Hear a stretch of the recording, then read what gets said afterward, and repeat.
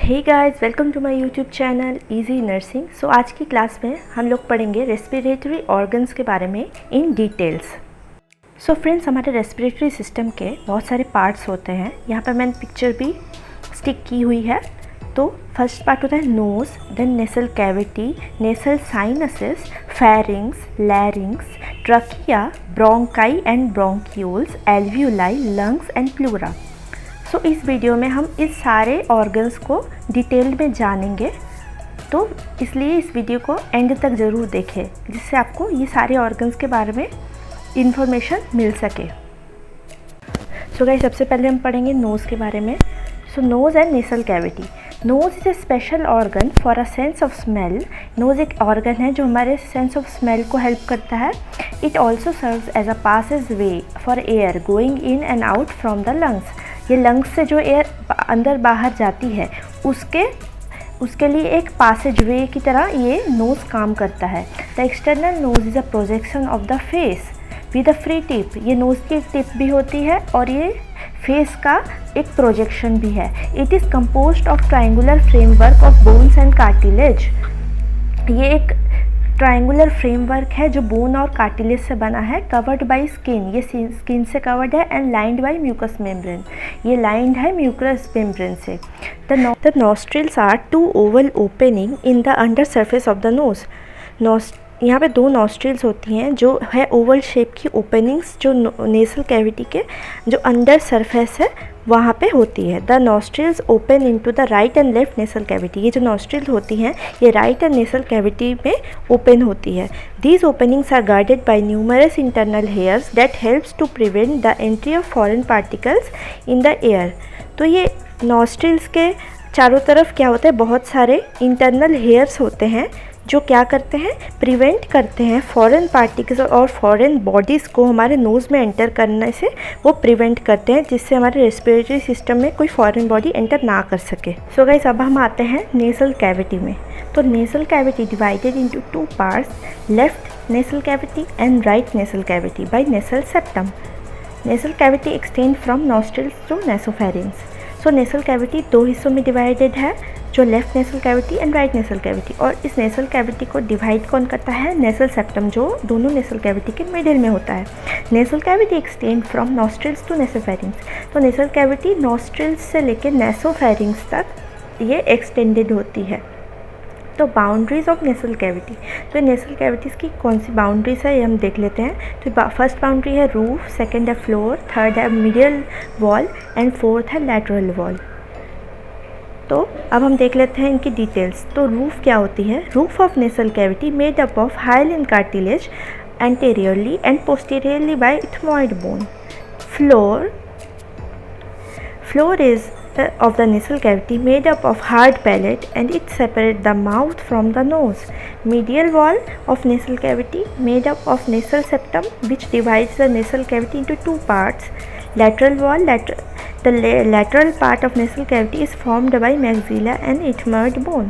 तो रूफ क्या है, नेसल कैविटी वो हाइलिन कार्टिलेज से बनती है। एंटेरियरली वो रूफ हाइलिन कार्टिलेज से बनती है एंड पोस्टीरियरली वो इथमॉइड बोन से बनती है, जो नेसल कैविटी की रूफ है। और जो फ्लोर है नेसल कैविटी का वो होता है हार्ड पैलेट, जो हमारे माउथ के अंदर जो टंग होती है, टंग के ऊपर जो पैलेट होता है उसे हम हार्ड पैलेट कहते हैं। तो वही है नेसल कैविटी की रूफ। तो वो पैलेट क्या करती है, माउथ और नोज़ को दोनों को सेपरेट रखती है।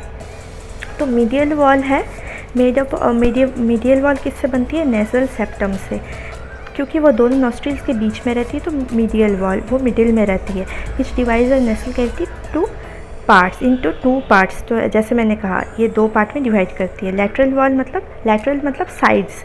The lateral part of nasal cavity is formed by maxilla, जो मैक्सिला बोन होती है उससे, और इथमॉइड बोन, ये दोनों बोन से हमारी नेसल कैविटी की जो है लैटरल वॉल्स बनती हैं।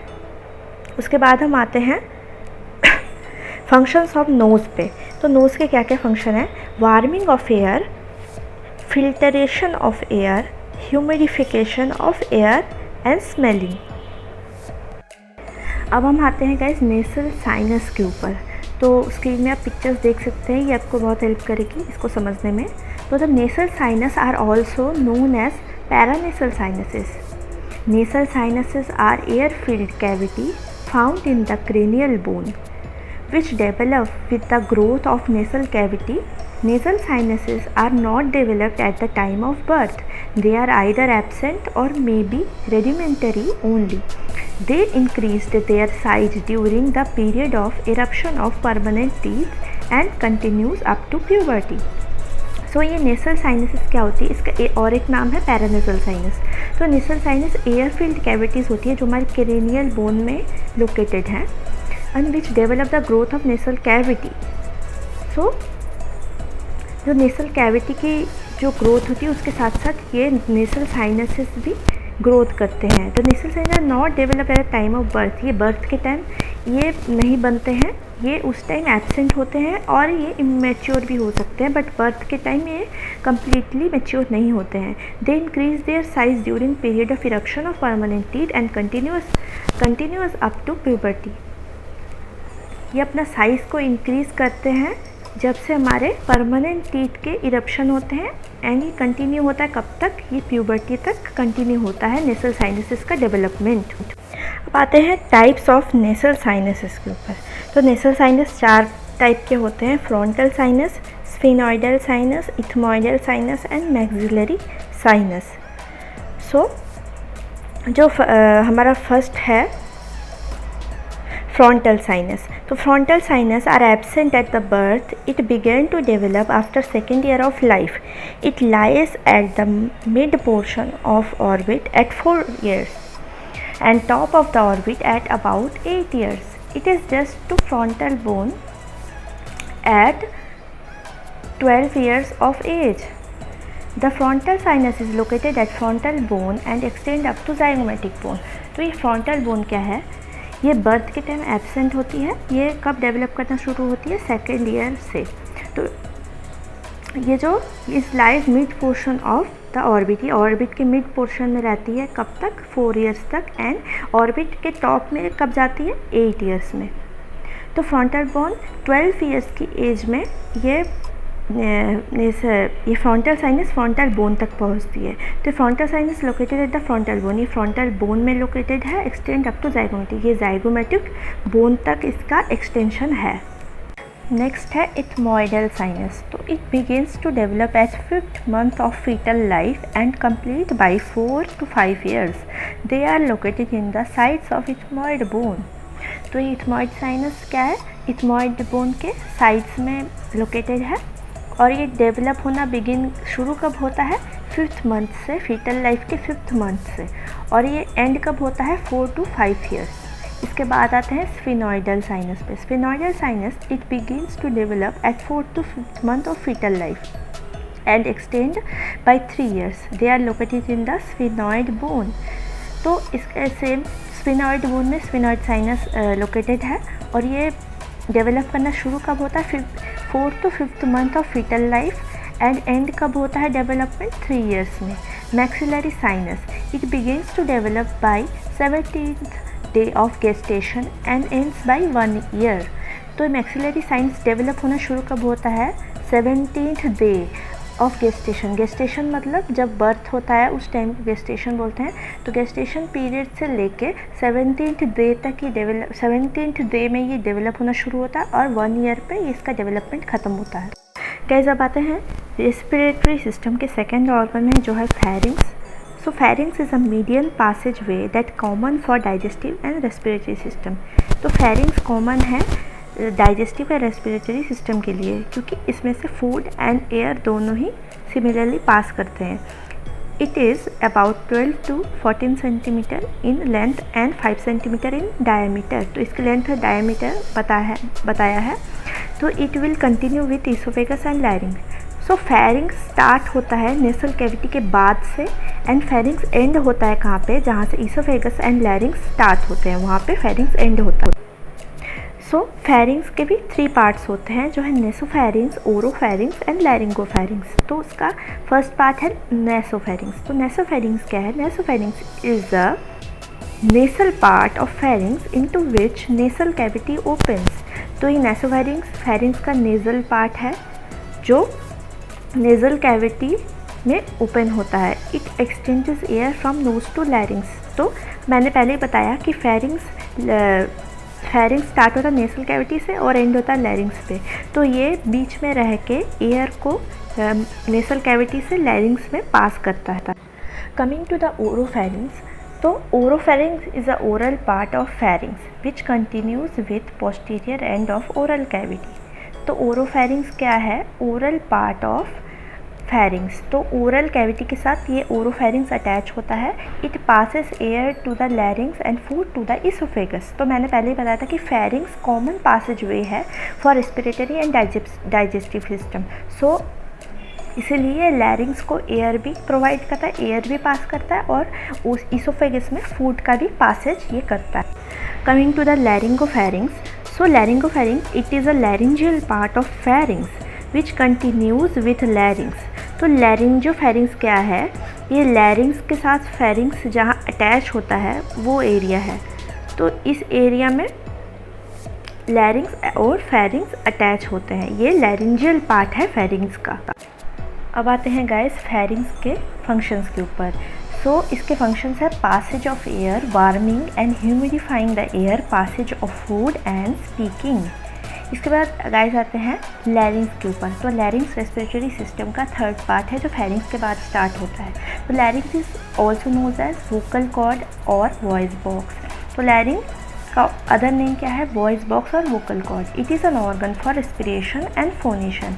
तो ये ऑर्गन रेस्पिरेशन में तो हेल्प करता है, एयर के पासेज में तो हेल्प करता ही है, एंड फोनेशन इसका मतलब है प्रोडक्शन ऑफ साउंड, इसमें भी वो हेल्प करता है larynx. It is continues with laryngopharynx. ये स्टार्ट होता है कहाँ? लैरिंगोफेरिंग्स से एंड ट्रकिया बिलो। तो ये एंड कहाँ होता है? ट्रकिया तक। तो it is about 5 centimetre length, 4 centimetre in width, 3.5 centimetre in diameter. It lies in the middle of anterior part of the neck. ये नेक के एंटीरियर पार्ट में एंड मिडिल में ये सिचुएटेड है at the level of 4 to 6 cervical vertebra. तो cervical vertebra के 4 to 6 level तक ये लैरिंग्स सिचुएटेड है। अब आते हैं गाइस लैरिंग्स की लेयर के ऊपर। तो लैरिंग्स 4 लेयर्स से बनता है। एक तो mucus membrane, cartilage, ligaments and muscles. तो म्यूकस मेम्ब्रेन क्या है? The larynx is made up of a rigid framework of cartilages, ligaments and muscles.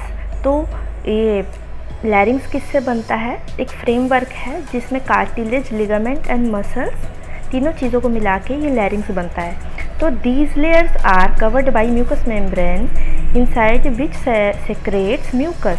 सो ये जो तीनों पार्ट हैं लैरिंग्स के, ये किससे कवर्ड होते हैं? Mucus membrane. जो कवरिंग्स होती है अंदर से म्यूकस मेम्ब्रेन से कवर होते हैं, जो मेम्ब्रेन म्यूकस सेक्रेट करती है।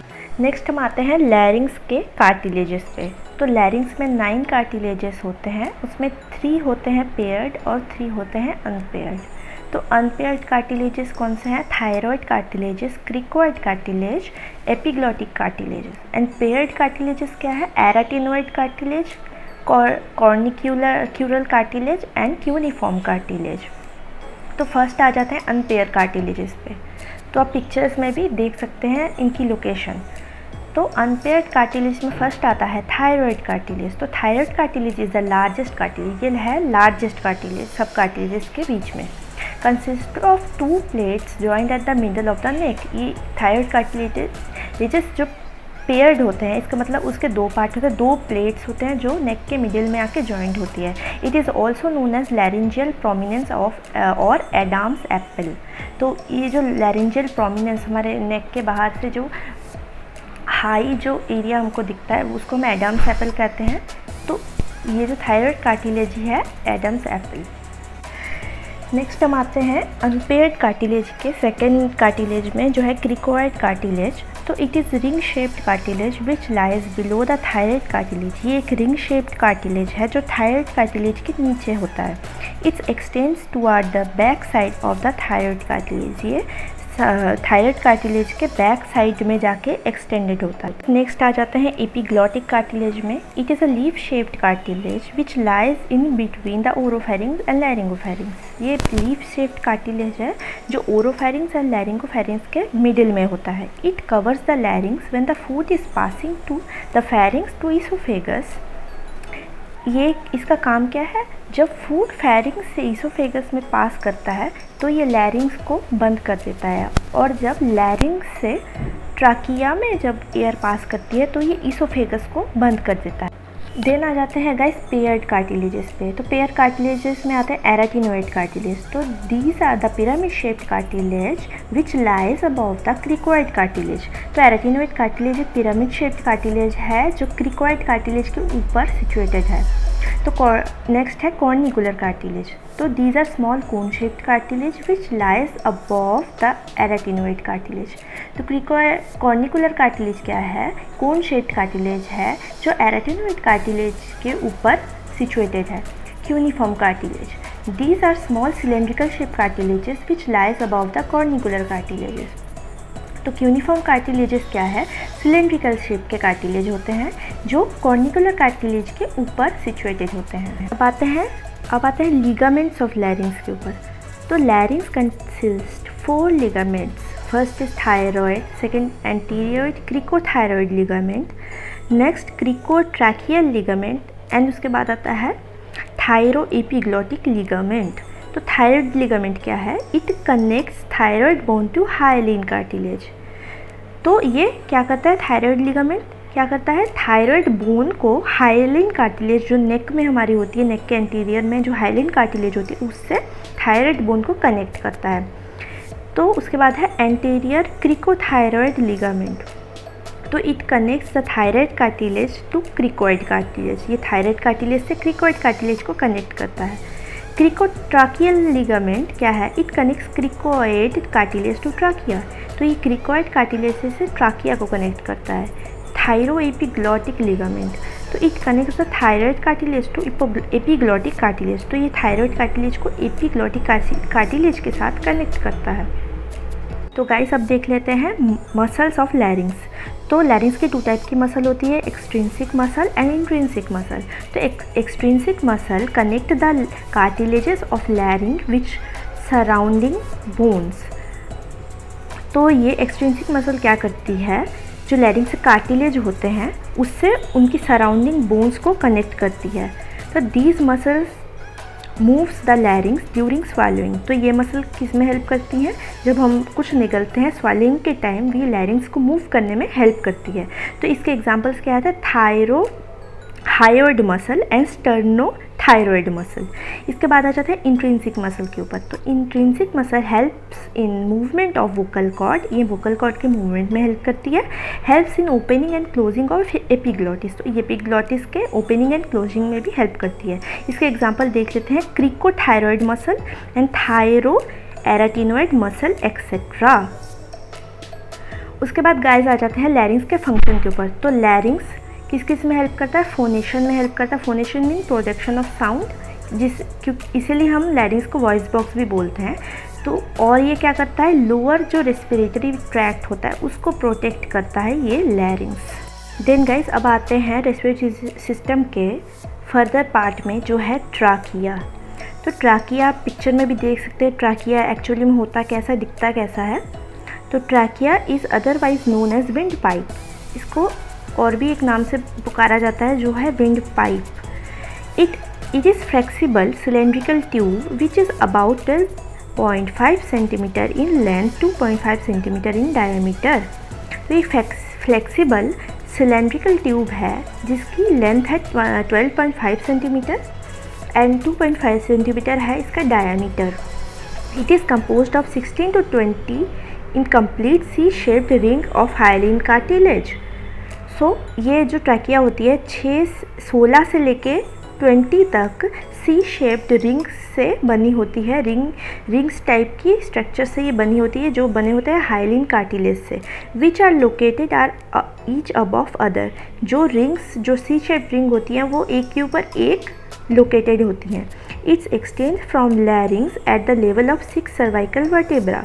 ये लैरिंग्स के बाद से शुरू होती है जहाँ 6 सर्वाइकल वर्टिब्रा होती है and x tends down towards the 5th thoracic vertebra, और जो 5th थोरेसिक वर्टिब्रा का जो लेवल होता है वहाँ तक ये एक्सटेंडेड होती है, एंड होती है। At the level of vertebra trachea divides into 2 bronchi and enters into each lung. तो ट्राकिया वर्टिब्रा के बाद ये 2 हिस्से में डिवाइड हो जाती है, जिसको हम बोलते हैं, उस हिस्से को हम बोलते हैं ब्रोंकाई, एंड उसके बाद ये जो 2 हिस्से होते हैं ब्रोंकाई जिसे हम बोलते हैं, वो लंग्स के अंदर एंटर कर जाती है। अब आते हैं गाइस ट्राकियो ब्रोंकियल ट्री के ऊपर। तो मैंने बताया कि ट्राकिया 2 हिस्से में डिवाइड होती है, तो उस 2 हिस्सों को हम ब्रोंकाई, उस हिस्सों को हम लोग ब्रोंकाई बोलते हैं। तो वो 2 ब्रोंकाइज क्या होती हैं, लंग्स में जाती हैं, एंटर करती है दोनों लंग्स में, और वो फर्दर बहुत सारे हिस्सों में डिवाइड होती हैं। तो वो एक स्ट्रक्चर का फॉर्मेशन करती है जो एक ट्री लाइक स्ट्रक्चर होता है, इसीलिए हम इसे बोलते हैं ट्राकियो ब्रोंकियल ट्री। तो देख लेते हैं ये है क्या। The air passages between trachea and alveoli divides 23 times. तो जो ट्राकिया एंड एल्विलाई के बीच में जो एयर पासेज होती है, तो पहले जान लेते हैं एल्विलाई क्या है। तो एल्विलाई होता है रेस्पिरेटरी सिस्टम का स्मॉलर यूनिट जो ट्राकियो ब्रोंकियल ट्री के बिल्कुल एंड में होता है, जो आप पिक्चर में भी देख सकते हैं। तो ये जो पासेज होता है एयर का ट्रैकिया एंड एल्वियोलाई के बीच में, वो 23 टाइम्स डिवाइड करता है।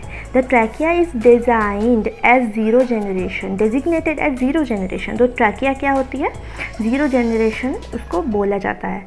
The primary bronchi is designated as first generation. तो ट्रैकिया जब डिवाइड होती है वो ब्रोंकाई में, 2 ब्रोंकाई में डिवाइड हो जाती है, तो उसे हम बोलते हैं प्राइमरी ब्रोंकाई। तो वो डेजिग्नेटेड है फर्स्ट जनरेशन। तो the primary bronchi again divided into lower bronchi and known as second generation. तो प्राइमरी ब्रोंकाई फिर से 2 हिस्सों में डिवाइड होती है, जिसे हम बोलते हैं lower bronchi, known as second generation. Lower bronchi is again divided into segmental bronchi, known as third generation. Lower bronchi फिर डिवाइड होती है सेगमेंटल ब्रोंकाइज के फॉर्म में, इसे हम बोलते हैं third generation. The segmental bronchioles again divides into terminal bronchioles and known as 4th to 16th generation. So फिर से segmental bronchi फिर से डिवाइड होती है, तो फॉर्म करती है टर्मिनल ब्रोंक्यूल्स, जिसे हम बोलते हैं टर्मिनल ब्रोंक्यूल्स को हम बोलते हैं 4th to 16th generation. Up to the terminal bronchioles there is no exchange of gas. तो टर्मिनल ब्रोंक्यूल तक गैस का कोई भी एक्सचेंज नहीं होता है ब्लड के साथ। The term terminal bronchioles is again divided into respiratory bronchioles, that is 7th to 22nd generation. तो टर्मिनल ब्रोंकाई फिर डिवाइड होती हैं, डिवाइड होके बनाती हैं रेस्पिरेटरी ब्रोंक्यूल्स, जिसे हम कहते हैं 17th to 22nd generation. Here some exchange of gases is possible. तो ये रेस्पिरेटरी ब्रोंक्यूल्स में गैसेस का जो एक्सचेंज है वो पॉसिबल होता है। The respiratory bronchioles is again divided into alveoli. तो जो रेस्पिरेटरी ब्रोंक्यूल्स है वो एल्वियोलाई में डिवाइड हो जाते हैं। तो एल्वियोलाई जैसे मैंने बोला smallest unit of respiratory system, तो ये एल्वियोलाई होता है end part of tracheobronchial tree, that is the 23rd generation. इसे बोलते हैं हम 23rd generation. There exchange of gas with blood is occurs. तो एल्वियोलाई के लेवल में, एल्वियोलाई के अंदर अब गैस का एक्सचेंज होता है ब्लड के साथ। सो गाइस अब देख लेते हैं ट्राकिया के फंक्शंस। तो respiration, warming, humidifying and filtering of air and coughing reflex is the functions of trachea. So guys अब आ जाते हैं रेस्पिरेटरी सिस्टम के मेन पार्ट जो है लंग्स। सो लंग्स की पिक्चर मैंने साइड में स्टिक की हुई है, तो आप उसमें से देख सकते हैं लंग का स्ट्रक्चर क्या है। तो lungs is the paired organ, ये पेयर्ड ऑर्गन है। तो which situated in the thoracic cavity, ये थोरासिक कैविटी में सिचुएटेड है, हमारे चेस्ट वाली कैविटी में सिचुएटेड है। The lungs are soft spongy cone shaped organ, ये सॉफ्ट होते हैं, स्पॉन्जी होते हैं, कोन शेप्ड होते हैं, और इसका कलर होता है पिंकिश ग्रे। उसके बाद आ जाते हैं लंग्स के होते हैं कितने पार्ट, 4 पार्ट। फर्स्ट है apex, base, coastal surface and medial surface. तो एपेक्स क्या है, फर्स्ट ऑफ ऑल आप पिक्चर को ध्यान से देखिए, उसमें सब पार्ट लेवल किए हुए हैं, तो उसमें से आपको अच्छे से पता लगेगा। उसके बाद आप इसको पढ़िए। तो apex is the upper end of the lungs, ये है upper end of the lungs, extend up to the level of clavicle bone. तो हमारी जो क्लेविकल बोन है, जिसे हम कॉलर बोन भी कहते हैं, नेक के पास होती है, तो उस वहाँ तक ये एपेक्स एक्सटेंडेड होता है। देन आता है बेस के ऊपर। Base is the inferior surface of lungs, ये इंफीरियर मतलब नीचे वाला सरफेस है, विच रेज्ड ऑन डायाफ्राम, ये डायाफ्राम तक रेज्ड है। तो कोस्टल सरफेस,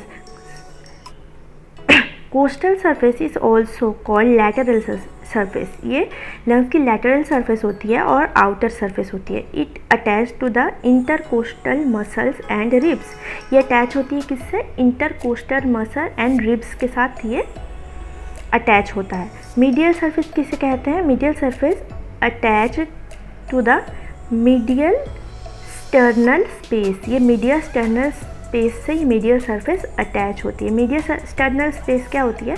तो हमें पता है कि रिब्स के बीच में एंटीरियरली जो एक बोन होती है जिसे हम स्टर्नम कहते हैं, उसकी जो मिडिल स्पेस है स्टर्नम की, उसे हम मीडियल स्टर्नल स्पेस कहते हैं। तो वहाँ जाके ये मीडियल सरफेस अटैच होती है। देन आते हैं लंग्स के लोब्स के ऊपर। तो लंग के दो लंग्स होते हैं हमारे, right lung and left lung. तो दोनों लंग्स हमारे कुछ लोब्स में डिवाइडेड होते हैं।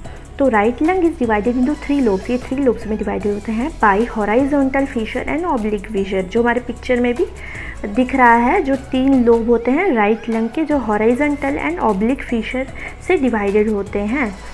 The lobes are superior, middle and inferior lobe, जिसे हम कहते हैं फर्स्ट लोब को सुपीरियर, मिडिल वाले को मिडिल लोब एंड लास्ट वाले को इन्फीरियर लोब कहते हैं। तो लेफ्ट लंग में होते हैं 2 लोब, इसमें 3 लोब नहीं होते, इसमें 2 लोब होते हैं, और जो डिवाइडेड होते हैं ऑब्लिक फिशर के थ्रू। और तो लेफ्ट लंग के 2 जो लोब है उनको क्या बोलते हैं? Superior lobe and inferior lobe, यहाँ पे मिडिल लोब नहीं होता है। देन आ जाते हैं लंग्स की कवरिंग के ऊपर। अब हमने लंग्स के बारे में पढ़ लिया, अब आते हैं इसकी कवरिंग के ऊपर। तो लंग्स की जो कवरिंग है उसको बोलते हैं प्लूरा। तो pleura is outer covering of the lung.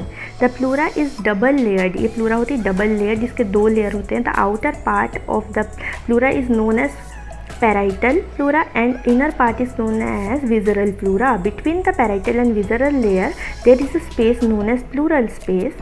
The fluid in present in the pleural space is called pleural fluid. So guys, this is the end of my video. Hope the video will be useful to you.